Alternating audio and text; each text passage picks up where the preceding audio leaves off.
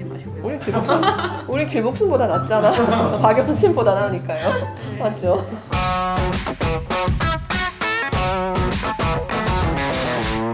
박연진이 네. 엄마로서 뭐 이렇게 잘 보여준 건 없는 것 같아요.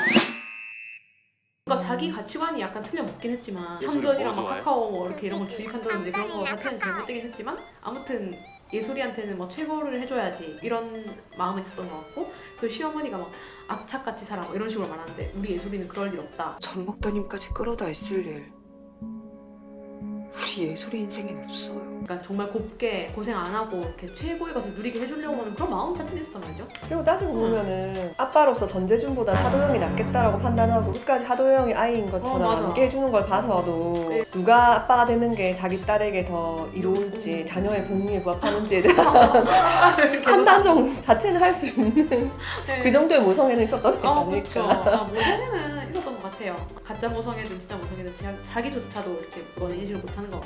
박연진 같은 경우에는 아예 케어할 수가 없고 그래도 길복순 씨는 길복순 씨를 대신할 만한 친권자나 후견인이 마땅히 없는 상태로 보여져요. 박연진 씨는 친권 상실을 당하고 하도영 씨가 아이를 키우는 게 가장 적합해 보이고 길복순 씨는 길복순 씨가 훌륭해서가 결코 아니고 길복순 씨를 대신할 만한 대안이 별로 없는 상태라서 길복순 씨가 친권 양육권을 유지할 수 있지 않을까.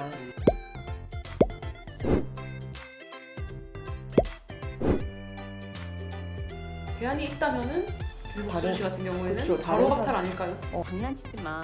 제가 만약에 박연진을 변호하게 된다면은 뭐 약간 변호할 수 있을 것 같아요. 엄마 아빠로부터 제대로 된 교육을 못 받아서 그 옥상에서 그렇게 한 거를 이제 사실 절대 미화되고 옹호되어서는 안 되지만 아무튼 걔가 죽이려고 생각한 의도로 살인의 고의를 가지고 죽인 건 아니잖아요. 약간 그 불 때문에 신랑이 하는 과정에서 이렇게 했는데 그거를 덮은 그 엄마가 문제였던 거죠. 그리고 손명호는 이렇게 협박해서 약간 홧김에 죽였잖아요. 그리고 실제로 죽인 건 아니야. 살인 행위의 따지면 경합이 또 있었죠. 그런 게 있었죠. 약간 변호를 해준다면은 사유가 있을 것 같아. 근데 길복순 씨는 그냥 완전히 죽일 목적으로 그냥 죽인 거고 한두 명을 죽인 것도 아니고 막 무수한 생명을 앗아간 거잖아요. 그냥 돈 받고. 사실 내 엄마로 치면 나는 박연진보다 길복순이 더 무서워 안 될 것 같아. 그래서 제가 아까 이제 길복순이 박연진보다 낫다 이렇게 말을 한 이유가 살인 행위가 더 우월하다, 더 뭐 선량하다 이런 관점이 아니라 그러니까 소송을 가게 되면 결국 입증의 문제가 남잖아요. 근데 우리가 이 영화에서는 얘가 이렇게 많은 살인을 했다라는 게 명백하지만 이게 지금 제가 들통이 나지 않았다라는 말은 결국 입증이 되지 않았다는 거거든요. 그렇기 때문에 제3자가 길복순의 이러한 살인 행위에 대해서 입증을 한다고 하면은 이런 현저한 비행에 대해서 말을 하고 친권 상실시킬 수가 있겠지만은 입증이 안 된다고 하면은 사실은 그냥 말로만 주장한다고 해서 법원에서 그걸 다 받아들이지는 않거든요. 저 이걸 말하는 사람을 오히려 허언증으로 볼것 같은데요. 그렇죠. 말하는 사람이 네, 그럴 것 형량이 같은데요. 박탈되겠죠. 그런데 비해서 박연진의 경우에는 아예 실형이 선고됐으니까 이거보다 명백한 그렇죠. 증거가 없거든요. 그렇죠. 그러면 이런 거 문서 송축딱 해가지고 그죠? 네. 친권 상실 사유 다 입증하면은 이거 진짜 명백하게 네. 상실되거든요. 길복순과 6살 음주운전 고속도로 하본영 아, 네. 중에 누가 더 나쁠까요? 모든 게 찌는데 아이의 관점에서 조금 더 위험한 사람은 직접적인 위해를 가한 음주운전을 한 엄마가 아닐까 하는 생각을 해요. 극중의 길복순 같은 경우에는 그래도 자기 직업을 숨기거든요. 그게 아이에게 나쁜 영향을 주게 될까봐 철저히 숨겨요. 엄마 다니는 회사 국정원이지. 인터넷에서 찾아보니까 그게 제일 말이 되더라. 엄마는 아무 말 안 했다. 그리고 아이는 자기보다 나은 삶을 사는 사람이 되기 엄청 노력을 하거든요. 후자의 경우에는 아이의 생명과도 직결될 수 있는 그 위험한 행동을 촉했거든요. 그렇죠. 직접적인 위해를 발생할 예. 수도 있게 하는. 그래서 만약에 아이 아빠가 뭐 있다고 한다면은 아이 아빠가 단독 친권 양육권 행사 막 결혼을 만약에 유지하지 않으신다고 한다면 아빠에게 단독 친권 양육권이 갈 수도 있는 상황이라고 저는 생각해요. 가정을 유지하신다고 한다면은 뭐 공동으로 행사하시겠지만 네. 엄마의 친권 양육권 좀 제한될 필요가 있어 보여요. 네, 맞네요. 네.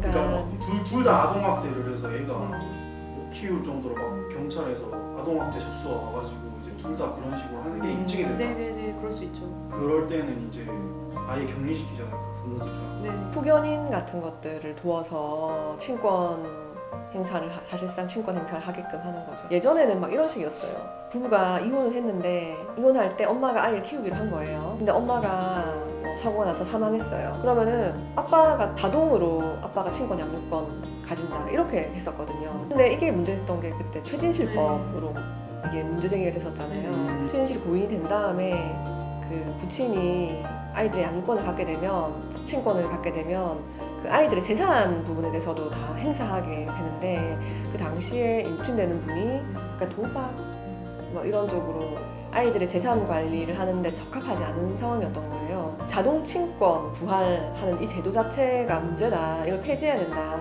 그 당시에 엄청 이제 뭐 시위도 하고 뭐 이래가지고 그 부분이 이제 폐지됐죠. 그래서 이제는 자동으로 생존하는 전 배우자에게 친권 양육권이 부활되지 않고 가정법원에서 심사를 하게 된 거예요. 이제 친권 양육권 이런 부분에 대해서는 아무래도 좀 가정법원에서 후견적 역할을 많이 하게 된다. 그래서 그 아동 학대 같은 경우에도 마찬가지로 둘 다 뭐 적합하지 않다라고 보게 되면은 뭐 후견인을 대신해서 뭐 선임해가지고 하게끔 한다. 그 과정에서 가정법원이 또 심사를 하고 그런 식으로 많이 운영되고 있죠.